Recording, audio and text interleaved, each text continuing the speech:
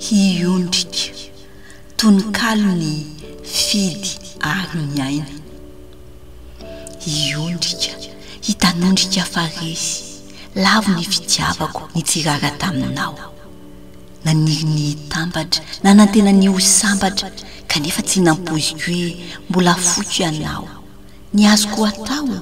mitanondriketo ory sy misento mandefa ny vinany, misento mitomany fa tianao loatra aho, miangavy mitalao, banga ny fiainako tsy tafatomby na hatramin'ny fisainako, ny fiverenanao no andrandraiko, ianao no ilaiko, masina sy manandanjy ilay fity izay ny ekeko, ka ilay fitiavanao no ataoko ho amboaram-pareseko, fa anio aho aloha dia eto hiondrika hitanondrika faresy, lavo ny fitiavako nitsirara taminao, tena tiako ianao, tiako foana hatramin'izao.